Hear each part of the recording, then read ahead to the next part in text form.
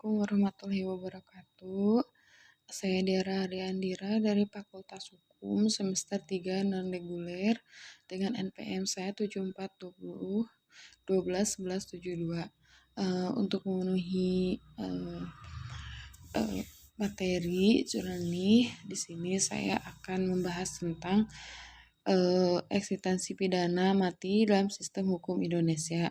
Sebelum melanjutkan materi, di sini ada dosen pengampu saya yaitu Profesor Dr. Hajah Heni Nuraini SHMH. Lalu ada asisten dosen yaitu Dr. M. Rendi Aridhayandi SHMH. Jurnal ilmiah eksistensi pidana mati dalam sistem hukum Indonesia yang disusun oleh Nata Sukambangun dari Universitas Atmajaya Yogyakarta Fakultas Hukum.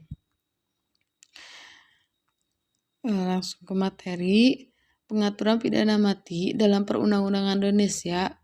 Pengaturan pidana mati dalam KUHP itu perbuatan atau tindak pidana yang diancam dengan pidana mati oleh KUHP.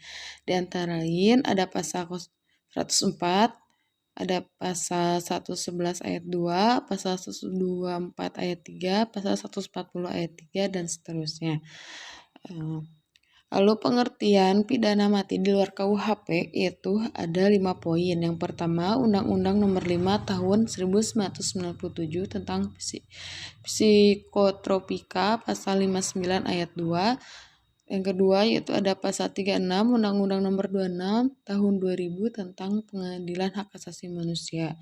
Yang ketiga yaitu ada pasal 2 ayat 2 Undang-Undang Nomor 20 Tahun 2001 tentang perubahan atas Undang-Undang Nomor 31 Tahun 1999 tentang pemberantasan tindak pidana korupsi.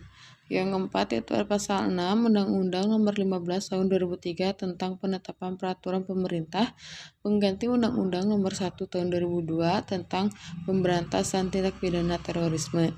Yang terakhir yaitu ada Undang-Undang Nomor 35 Tahun 2009 tentang narkotika. Yang berikut dengan ada pasal-pasalnya.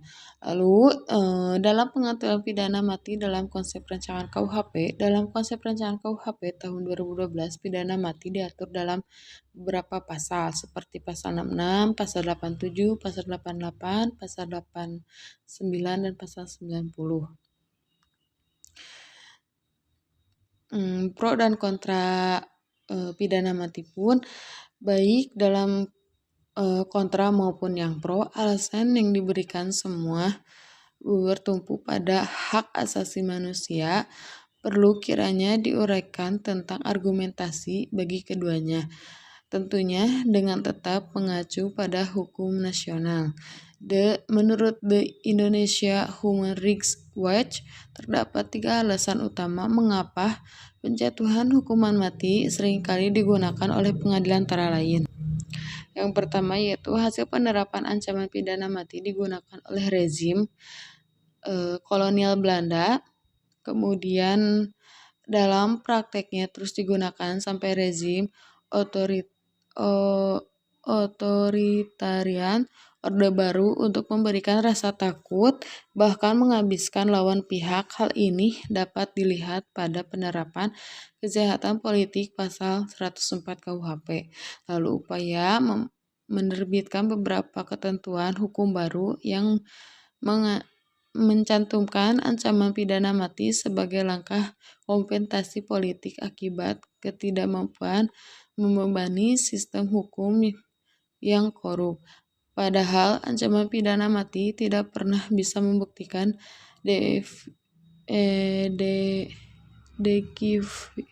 dekivitasnya mengurangi angka kejahatan termasuk narkotika. Dalam kesimpulan ini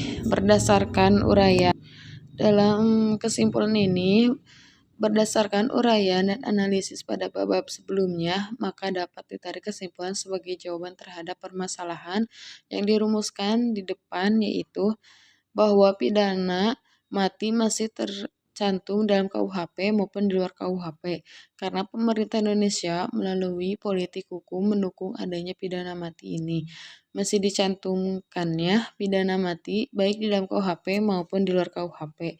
Ditegakkan kembali oleh MK melalui putusan nomor 21 PUU 2008 menyatakan bahwa penjatuhan pidana mati tidak bertentangan dengan konstitusi. Sedangkan dalam konsep rancangan KUHP pidana mati dicantumkan meskipun bersifat khusus yang ancaman alternatif karena tim perancang KUHP mempertimbangkan sebagai upaya perlindungan masyarakat dan penerapannya bersifat selektif yang berorientasi pada perlindungan atau kepentingan individu pelaku tindak pidana. Mungkin pembahasan jurnal saya sampai di sini. Mohon maaf bila ada kesalahan atau kata-kata yang kurang jelas. Mohon dimaafkan. Wassalamualaikum warahmatullahi wabarakatuh.